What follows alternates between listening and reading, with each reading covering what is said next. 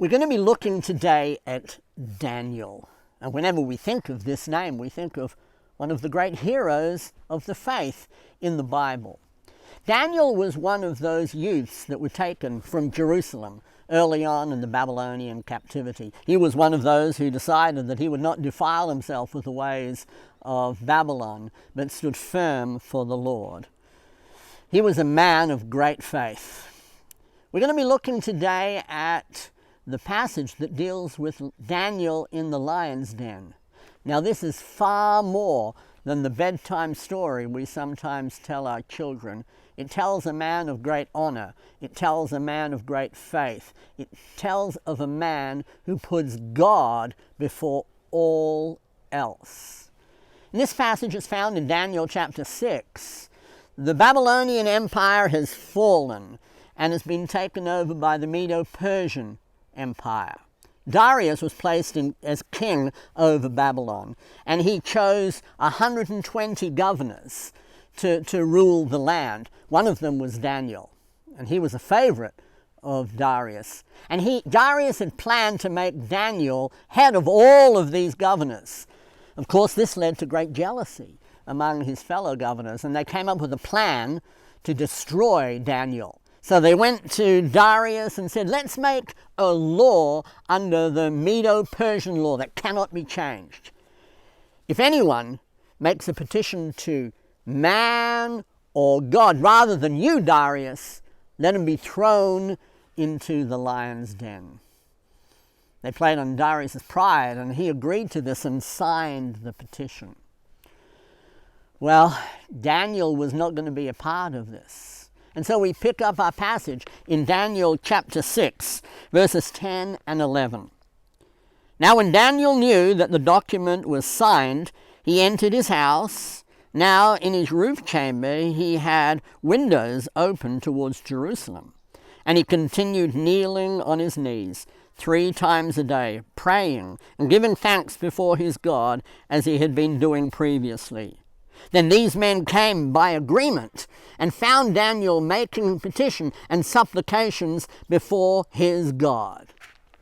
Their plan had worked. Daniel had been found guilty, praying to God, and therefore under the Medo-Persian law that Darius had signed into effect, Daniel had to be thrown into the lion's den. Darius had been tricked, and it looked like Daniel's fate had come to an end. Notice now what we read in Daniel 6, verses 16 and 17. Even though he was very sad, we read, Then the king gave orders, and Daniel was brought in and cast into the lion's den. The king spoke and said to Daniel, Your God whom you constantly serve will himself deliver you. A stone was brought and laid over the mouth of the den, and the king sealed it with his own signet ring and with the signet ring of his nobles, so that nothing could be changed in regard to Daniel. Verse 18. Then the king went off to his palace and spent the night fasting, and no entertainment was brought before him, and his sleep fled from him. He knew he'd been tricked. He knew he'd made a terrible mistake. What would happen to his good friend, the noble Daniel? Verse 19. Then the king arose at dawn, at the breaking of day, and went in haste to the lion's den. When he came near the den to Daniel, he cried out with a troubled voice. The king spoke and said to Daniel, Daniel, servant of the living God, has your God whom you constantly serve been able to deliver you from the lions? Then Daniel spoke to the king, O king, live forever. My God has sent his angel and shut the lion's mouth, and they have not harmed me, inasmuch as I was found innocent before him, and also towards you, O king. I have committed no crime. Then the king was very pleased and gave orders for Daniel to be taken up out of the den. So Daniel was taken up out of the den, and no injury whatever was found on him, because he had trusted in the Lord. We can see his faith here. He did what he had to do. He had to serve God with all his heart. You know, many years later in the New Testament, we read of the Apostle Peter when he was standing before the Sanhedrin Council, the highest court in the land of the Jews. And he was ordered not to preach anymore about this man Jesus whom you call Christ. And Peter replied to them and said in Acts 5 verse 29, we must obey God rather than men. Peter was following the traditions that had been laid down by Daniel, that he chose to serve God rather than serving men.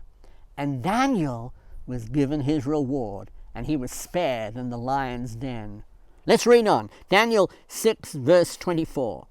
The king then gave orders, and they brought those men who had maliciously accused Daniel. And they cast him, their children, and their wives into the lion's den. And they had not reached the bottom of the den before the lions overpowered them and crushed all of their bones. Yes, Daniel was a hero of the faith because he believed in God and he obeyed God. He believed and he obeyed. And that's what we're asked to do today. Believe what God has taught us in the Bible. But believing alone isn't enough. You have to obey what is written. When we believe and obey, then we truly are faithful servants of God. Thank you once again for being with us.